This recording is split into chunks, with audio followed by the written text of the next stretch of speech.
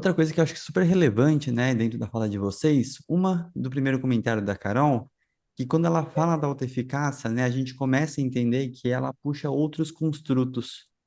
Só que antes de qualquer coisa, tem o processo também de entender o que que é um construto. Então, a gente está falando aqui sobre questões psicológicas, tudo, e como a gente nasceu nessa questão quantificável, né? E a gente sempre pensou no mensurar, no medir, tentar equilibrar. Agora, a gente está falando de variáveis que a gente não sabe exatamente pegar uma régua e medir. A gente tem que ter uma ferramenta de fora para fazer isso e depois entender o poder dessa subjetividade, né? Que é o episódio que o Rafa falou. Quando a gente mistura e fala um pouquinho sobre qual e quant, a gente não sabe muito bem ainda como lidar. E eu acho que é um amadurecimento normal que a gente tem até para entender.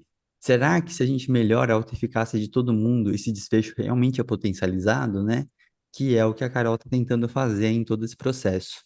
Então, eu acho que é um momento natural de a gente não saber, entre aspas, porque a gente está engatinhando em várias questões psicológicas. Então, entender que se você pensar na autoeficácia isoladamente, a gente também continua patinando e fica de uma forma muito linear, achando que é uma variável que vai estar sempre constante lá, e na real não é assim que vai acontecer, né?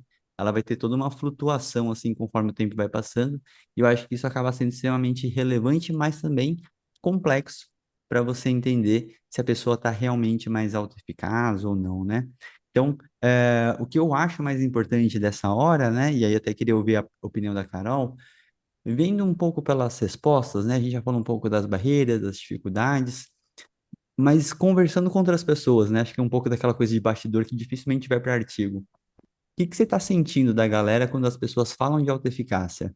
Elas falam de uma forma superficial, elas realmente estão sabendo do conteúdo que elas estão falando, elas estão confundindo com outras variáveis, né?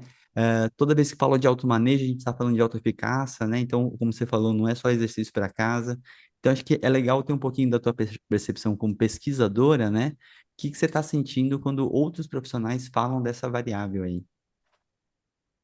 Olha, Foucault, essa é uma discussão que a gente, inclusive, tem sempre também nas reuniões do grupo do Ombro, que muitas vezes a gente tem sentido que as pessoas usam termos e não necessariamente têm feito, né? Tem lançado mão de abordagens referentes àqueles termos. Então, a gente tem muito nomes que são falados, mas, de fato, é aquilo que a gente está vendo, é como autogerenciamento. Muitas Uhum, pessoas falam que estão fazendo, mas, de fato, estão.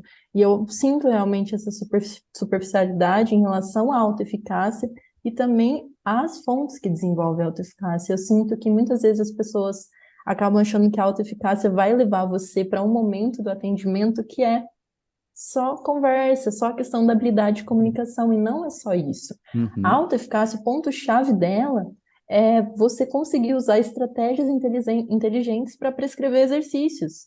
Então, você vem com a autoeficácia como um componente-chave para você poder potencializar os exercícios, que uhum, atualmente são, assim, a melhor ferramenta que nós, fisioterapeutas, temos. Então, uhum, a ideia da autoeficácia é favorecer essas estratégias inteligentes para conseguir fazer com que o paciente se coloque em movimento novamente. Então, uhum. partindo para essa linha de raciocínio. Acho que Perfeito. você trouxe um ponto legal aí, que é isso, né? As pessoas, muitas vezes, para vários desses fatores cognitivos, ou até comportamentais, né? Parece que, não, a abordagem é só papo terapia, né? A gente só vai conversar. Mas só para Uhum, dar um exemplo, né? Você falou das 4 formas de se abordar a eficácia, uma delas é a experiência do próprio paciente.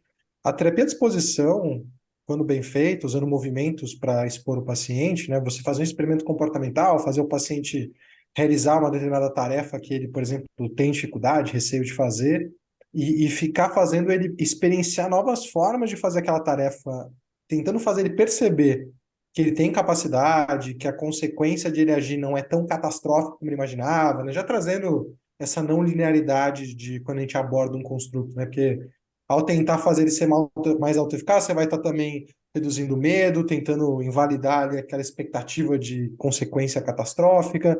A gente está expondo ele ao movimento, fazendo ele ter experiências diferentes com o movimento, e isso vai ajudando ele a se tornar mais autoeficaz para uhum, usar uma região específica do corpo, se mover, né? Então, é interessante isso porque o que a literatura mostra é exatamente isso, assim, as abordagens que a gente fazia pensando que elas atuavam por outro motivo, tipo treino de força, Uhum, parecem atuar, em partes, pela modificação de fatores psicossociais, como a autoeficácia.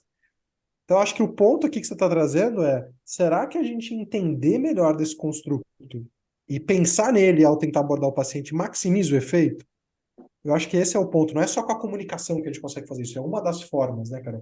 uhum. A gente Exatamente. pode usar a nossa ferramenta carro-chefe de uma forma talvez mais inteligente, ao Boa. fazer o Exatamente. paciente, né, usar aquilo como uma ferramenta para a autonomia dele mesmo. Uhum.